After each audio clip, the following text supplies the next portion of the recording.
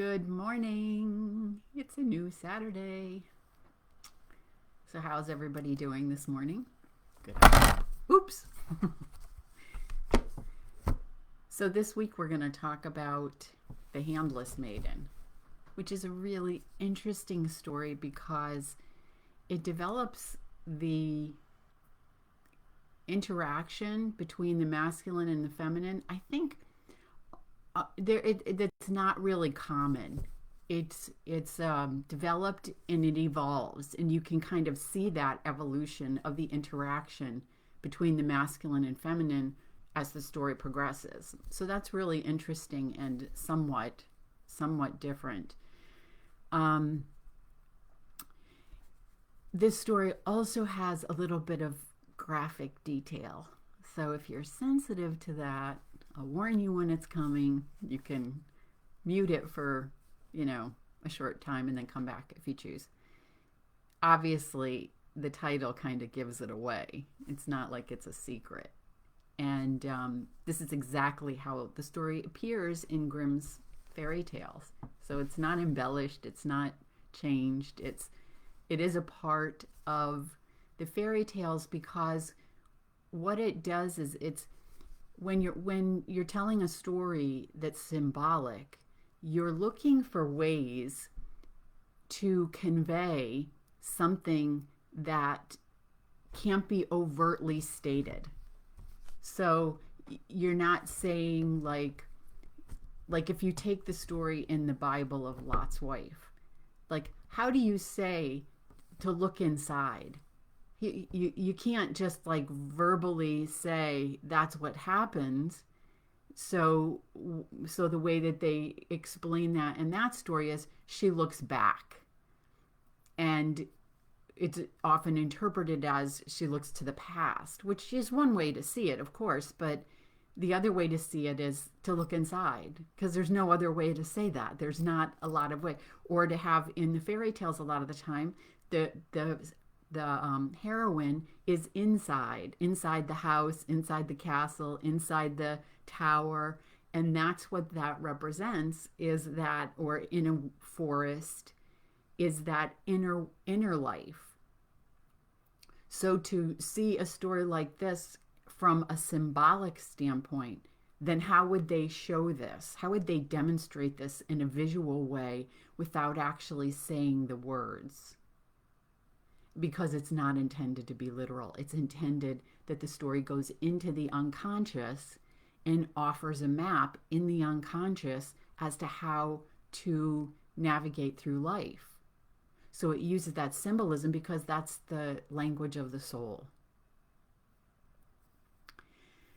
So I'm going to start this morning with an overview of the story because I don't think it's quite as familiar as something like Rapunzel or Cinderella, which I really didn't tell those stories up front. So I'm not going to tell the whole story. I'm just going to tell, because we're not going to get through the whole story today. So I'll just tell kind of the first part of it, and then we'll discuss it. And then next week I'll tell the rest of it, and we'll discuss the rest of it. So it develops the masculine and feminine.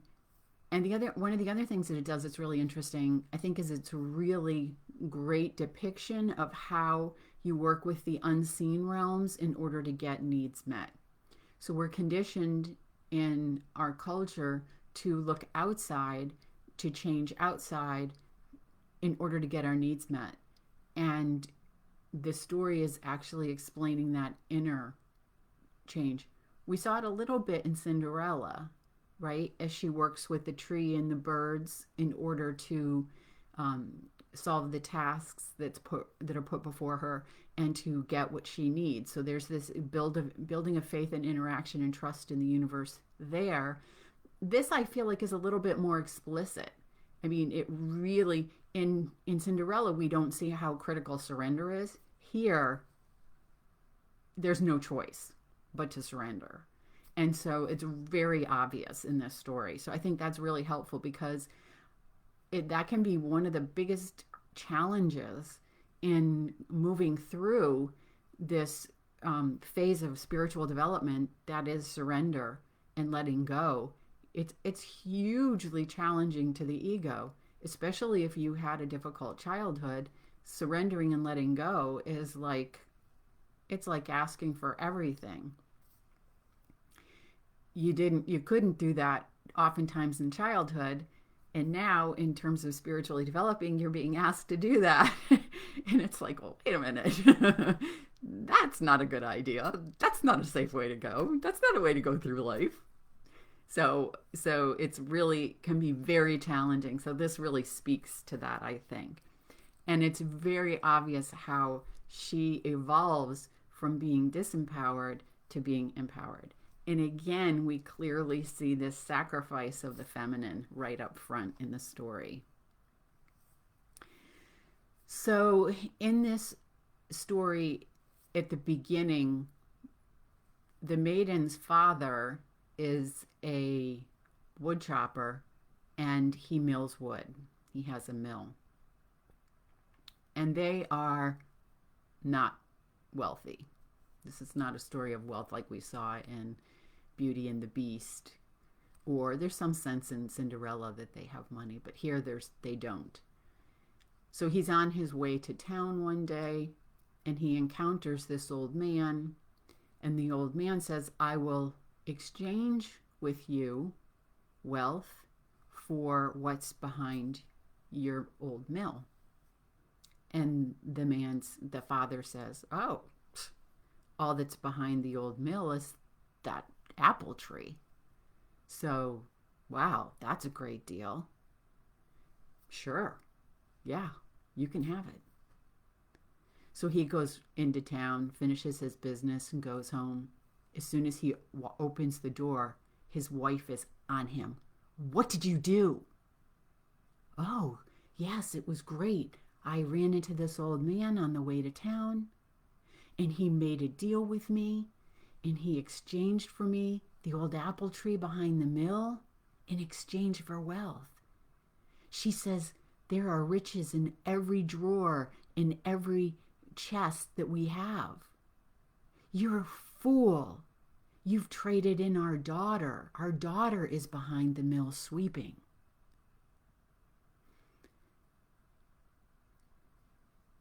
So he tells her what he's done. And what does she do? She has no choice. This is the deal that was made. And the old woman knows that her husband made a deal with the devil. So in 3 years, the devil is coming back to get the daughter. So when the 3 years comes, she draws a circle around herself, she bathes, and she stands in the circle. And when he arrives, he's angry.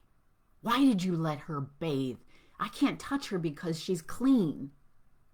I'm going to come back tomorrow and get her, and don't let her bathe. So the next day comes, she doesn't bathe, she gets into the circle, he comes back, and he's angry again. Oh, she cried on her hands. I can't touch her because she's clean. This is the part where if you don't like graphic details, you want to mute the story right here. Let me give you a second to go ahead and do that. So when he sees the father, he says, okay, he says, you have to chop off her hands. What? Yes, you have to chop off her hands. Oh, but I can't. He said, well, then I'll kill you. And then he says, I'll be back tomorrow. So he leaves. So the father talks to the daughter. Like, I'll tell you what. I'll take care of you from now on. I'll do this. But then, I'll take care of you. You won't have to worry about anything in life. We'll have all this money and I'll support you. And she says, no, just go ahead and do it. And so he does it. The next day, the devil comes back, and she's in the circle, and she has cried on the stumps. He says, I can't touch you again. I can't take you again because you have cried on your stumps and now that's it. 3 days are done. So what does she do? What choice does she have right now? She says to her parents, tie my hands behind my back. I'm leaving. I will surrender my care into the hands of Providence. So she walks all day. And she comes to a garden. And there is an orchard and a pear tree. And she goes and she eats a pear off of the tree. So that's as far as we're going to get today. I think. If we get a little further, I'll elaborate as we get a little further, but I think that's probably going to be it. So what is she going to have to heal in this story? What is going to be important to her evolution and development here? And that is, she's going to have to heal the feeling of not being safe. This is common in the West, at least here in the US. It's something that's kind of baked in, especially as a woman, but even just watch the news. We don't have the feeling of safety. So this story is demonstrating that in the culture, but also in terms of the feminine and the masculine, and that the father, again, in this story, as well as so many others, is weak. And I think not even so many, I think in every single one, I don't think there's one where the father actually stands up for the daughter. So here she is in this situation, and he doesn't stand up for her, he doesn't protect her, he doesn't say, fine, take me then, I'm not doing it, right? So when, as the feminine, like say that whether it's the soul or literally a woman, when the father isn't there to defend and protect and kind of have your back, the idea is this: the world's not safe, I have to armor up, and I have to be strong, and I have to take care of myself, and I have to like be watching and vigilant and really looking at what's going on around me in order to be okay. So really keeping an eye out to protect, to defend. So that has to be resolved here. Because when there's that energetic kind of structure that's built in to the way of being in the world, then it's very difficult to be in a receptive mode. So this family has a poverty consciousness, right? There's this sense of not enough, which is why he makes the deal with the old man in the first place. But this is based on lack, and it's based on separation, which is an egoic stance and an egoic way of viewing the world. So she's going to be, as I said before, transforming her relationship to the masculine, which we're going to see throughout the story here. She's going to learn to surrender and control and let go of control, which is ego, which, like I said before, is really challenging thing, especially, like I said, in her situation. That would be something that would be really difficult. She has to learn to trust. She's going to have to learn to, through the story, she's going to embody her own sovereignty. It's not that she's going to learn to marry a king, which he will marry a king, but it's not about him taking care of her. Again, it's exactly like I've said to you in the other stories. It's so obvious when you're actually stepping through the stories that this is not what's happening. So it will be her own ability to take care of herself and her sovereignty that's going to be the key, one of the keys here. She's going to have to see her inner value. Why? Because the way she grew up didn't reflect her value. That father wouldn't have sacrificed her if he recognized her value. She's going to connect her own inner power. She's going to have to open her heart in order to love. And again, that safety is critical. in order to that opening, feeling the world is safe. You know, that's that old saying, is the world friendly or not friendly? She's going to have to change this. She's going to open up to abundance and the true wealth. That is what abundance is it's true wealth. It's not money in the drawers and in the chests, in riches and diamonds and whatever, coins. And she's going to have to learn that her needs can be met easily. So the family is in lack, poverty consciousness. Now, as I said, the father is a wood chopper and he mills wood for a living. And so what does he represent? He represents the opening relationship between the masculine and the feminine. What is this opening relationship between them? Well, it's showing, so if we look at, as I've said before, all characters as aspects of the heroine, then they all represent aspects of her. So if you grew up with a father who was passive, then what can happen is that's kind of the model that goes into your psyche for how to be in the world. Of course, this is going to be hard to admit because often if you have a passive father, it's not something that you want to identify with. You can also appear like really controlling and really like hammer down, which I've met women like this that actually know they're like this and have found that that's the way they've had to navigate through life, right? Because it's like a reaction to that kind of father who's not strong enough, is to become strong in yourself, like I was saying, and then, take names. So this relationship between to the feminine is about creating new life here. And with that father, that's really not possible. And so he is, in a sense, this like defense and protection is necessary in terms of the masculine not exploiting the feminine for financial gain, which is what he did. He essentially said, I'm going to sacrifice the feminine for money.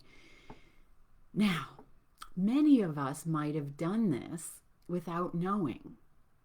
So I did. I was all about, like, what did the culture say? Get an education and go work for a corporation. And I did that. And it was 3 years in when I had a dream, and it was like, the feminine isn't free, right? I had no idea what that meant. I had no idea what the dream meant. I was completely unconscious at the time about any of that. None of that language made any sense to me. I just thought it was a dream. But in hindsight, once I understood the symbolism of dreams and was able to look at them, I was like, oh, the feminine isn't free here. And what's interesting is, see, this is really cool because dreams are like fairy tales in that they're speaking symbolically. So even though I didn't understand the dream at the time, I still responded without even knowing it. But now looking back, I know I left that job because I knew something was off. I didn't know what it was. I didn't understand it. And that language was not really in the culture so much back then. It would be, let me see, like, what would it be? About 8 years until I actually had the language, 8-9 years until the language actually was there for me to understand this dynamic. So that's how long it was of this feminine feeling not valued. Anyway, this gotta get off track here. So something like a corporate job, not all, but in many instances can feel too containing, too limiting for the feminine, who has her own rhythm and her own cycles. And so that structure, that rigidity that's often in corporations is completely the opposite of the way the natural feminine works, which is interesting because after COVID, you saw all these people like, I don't want to go back to work. Why? Because that feminine was more honored at home than it was in the structured corporate environment. And so people have this, and they might not even be able to articulate why, But that's what was happening, is that there's an ease in one location that there wasn't in another. So the father also indicates the ability to succeed in the world. And so he's not actually doing that, right, in the story. He's not creating abundance for his family. And abundance, again, doesn't really mean money. It doesn't mean they have lots of money. It means that all aspects of life that matter are felt to be abundant, that life is easy, that my needs are met. Like these things, it's not about having a lot of stuff or expensive stuff. So the father can't provide that abundance. So there's a belief in struggle, in lack, and in not enough. So again, our culture breeds this. Our culture, like that, it's kind of it's baked in, really, to the way that the culture even functions. So because of this mindset and these beliefs, he becomes susceptible to this bad deal because it's easy money. He's thinking, well, I'm not giving anything and I'm getting everything. No, he doesn't value what he has, right? He's not understanding that what he's exchanging, which he believes doesn't have value, is he's exchanging for what he thinks does have value, and he's got it backwards. And he doesn't see that. He doesn't recognize that. That's why the devil in the story really represents ego, and it represents this lack of understanding. So the apple tree, which is what he's happy to let go of and trade for the money, is a symbol again for generativity, abundance, and new life, right? It's able to year after year cycle and produce. And this is what's lacking in the family, in the father's ability to provide. It's a source of food. It's a source of nourishment. And as a symbol, it represents knowledge and wisdom and coming to consciousness, right? Because we can look out, where else do we see the apple tree? It would be in the Garden of Eden. So it's that coming to consciousness of the situation. And so with one tree, he could plant an orchard. It has the seeds for an infinite amount of apple trees. So this limitation of lack means that those blinders are on, and there's not this space to see what is here, what do I have, what can I do in order to create more abundance. So to get rid of that one tree is to get rid of that potential. He sold the potential for money, which is finite.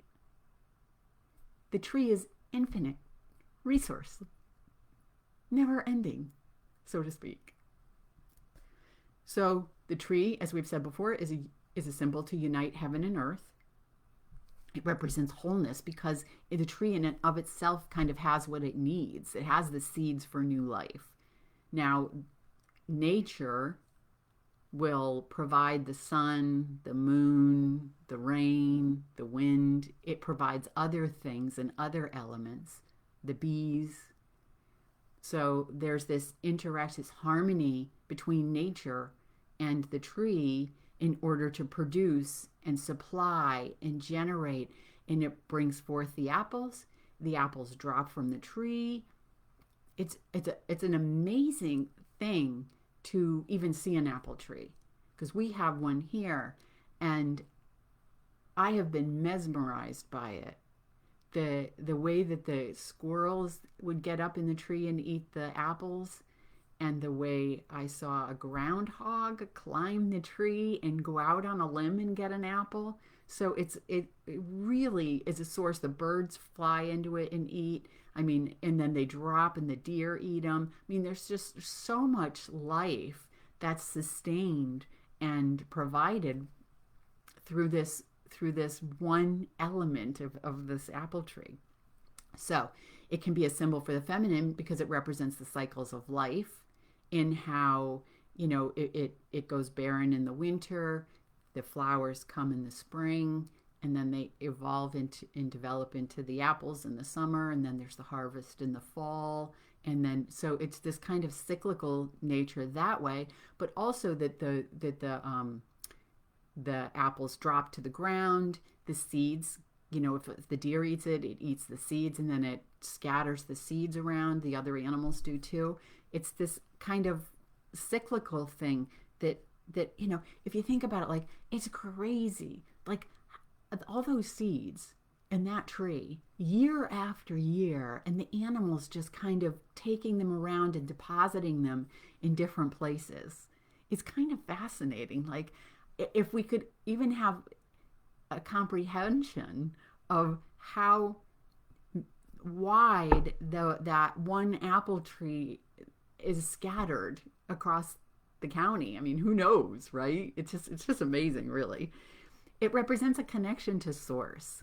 So when we are connected, like as a symbol, when we are connected to source, we have access to ideas and to gifts that can create that kind of generativity in our own life and can generate new life.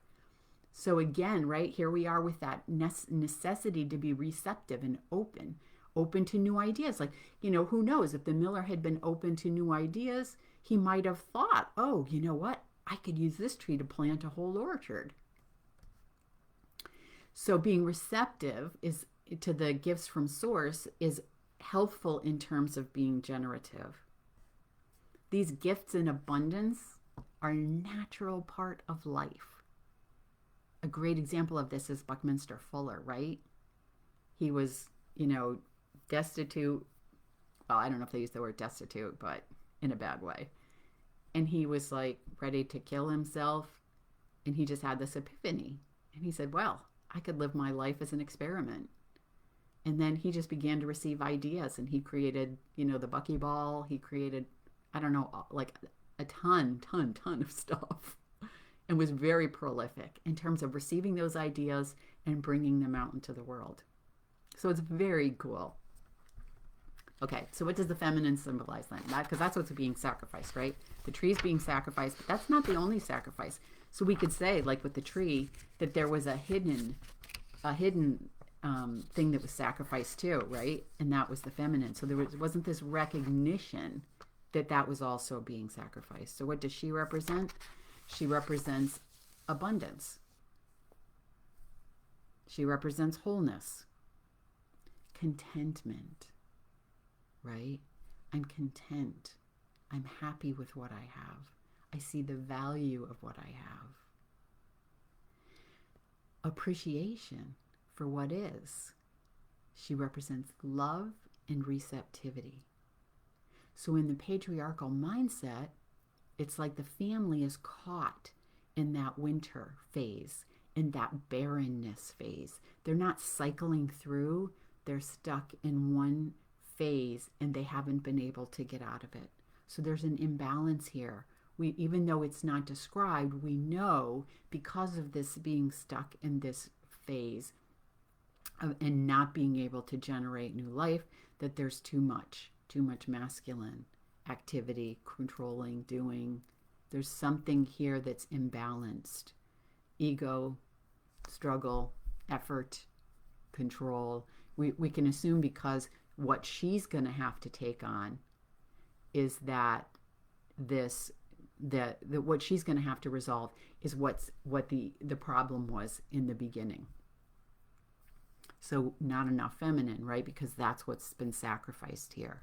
And so she represents, as I said, kind of being more receptive. So beingness, quiet, receptivity, listening, knowing. Like, right? We can see these things are already missing in the beginning of the story. And so the deal with the old man, then as the devil, is a symbol of ego, lack, and inadequacy. And so in the Garden of Eden, when the snake comes in, which has been associated with the devil, it represents the coming to consciousness. What's coming to consciousness? Something new? Is something getting broken? No. Something is getting realized. It's coming to consciousness, which already is, but I'm not seeing. So what's unconscious, that's what's happening, that's not in awareness, that's what that represents, right? It can represent the thing that's pushing the story forward in a positive way, not a negative way. So we have this idea that this character represents the negative, and it doesn't. It's a symbol of, it's considered the bringer of light. Bringer of light is consciousness. So it's bringing to consciousness, oh, this is the situation we're in. He couldn't have exploited the father if the father wasn't already there. So all he's doing is like moving the story along so that you could pushing up what's unconscious so it can be seen, so it can be resolved. So lots of times because of, Christianity and the way it's gone and the mistaken understanding of what the symbols mean, we can have kind of be like, ooh, you know what? That's kind of an uncomfortable word. And that is just because it's been misunderstood. So he's the catalyst to see what's unseen. The miller should know. How could he not know? I mean, that's ridiculous. How could he not know that, in fact, this was an imbalance? I'm going to give you all this money, tons of money for this old tree. He's a miller. He should have known that that something was amiss, but his instinct was off. So he should have been cautious, but he wasn't. So he makes his bargain with the devil, the ego. Doesn't recognize the hidden cost. So again, it's like, on the one hand, you see, how did we get here? And it's not like it's his fault that the story went this way, because it's like it was stuck. And it needed to move forward. And so what was the catalyst? And we bring this new character into the story, right? So there's a family of 3. The new character comes in and pushes the story forward. So who has instinct? Who has awareness? The mother. She knows immediately. There is no explanation for how we could end up with all this money like that. Doesn't make sense. Something is amiss here. So she represents in the psyche, right? All characters are part of the feminine. She represents this aspect of consciousness that still has a little bit of awareness remaining, of instinct. Where the father's is off, the mother's is still working. And so she knows not just that something is amiss, but she knows as soon as she hears the story from her husband about the deal with the old man, that it's not an old man. She knows immediately that's the work of the devil. It's a clear thing for her. And she knows that their daughter is behind the mill. So she knows that the old man, the devil, knew that. And so that's what he wanted. He didn't want the tree. Now, in a way, we can look at him as recognizing the value. In a way, it's interesting because in a way, he's saying, I'm willing to trade what you don't value, but I do. And he's willing to give all this money, all these riches, for what the father doesn't see has value. So it's really interesting in a way, because you can almost see it as it's understanding that this is what has value. But it doesn't say, but in the story, but what was his intention? Probably to pull her into the unconscious. And in a sense, that's already where she was anyway. But his idea would have been to regress back into that state of going into her, because it's safe. It's safer to be in the unconscious. It's safe to be unseen, unheard, unknown. So the devil is going to come back in 3 years. What is 3? We've talked about this before. Transformation, rebirth. It's a magical number, right? Click your heels 3 times. So what happens? It's interesting, right? Why 3 years? 3 years is a long time. Why would it be that much time in order to pick? Why not pick her up the next day? Because the story is showing that there's a period of time that's now required as this information has been pushed into the consciousness that there's going to be processing happening, right? This is what's going to be happening over 3 years, is this bringing to consciousness, like what has this opened up? It's like a Pandora's box. What is now going to be revealed because this has happened? So for 3 years, she gets to process and integrate what's the situation that I'm in, right? When you finally come to awareness, like I did, like when I recognized that the feminine had been sacrificed for, in order to adhere to the culture's expectations and my family's expectations of me, like to be in that place, to understand that that's been what's happened, is to begin to integrate and to kind of, sometimes there's a grieving process that goes on, like wow, I can't believe I did that to myself. I sacrificed, in essence, that part of myself. So there's an awareness here developing of what is the role of the masculine and the feminine in my own life in the current situation. So how are these two parts of me interacting? How are they playing out? Is, the feminine healthy and strong and vocal, or is she quiet and silent? And does my masculine step forward more frequently, or is he in the background? And so what is happening here? What is the dynamic between these two aspects of myself with the situation that I'm in currently? So we can often have this desire to, okay, so what do I want to do? I find out I'm in this situation, push, get out, move forward. But in this space, there's a coming to consciousness of more and more information about what am I doing? How am I living? What's the interaction? What's happening here? What are the beliefs I have?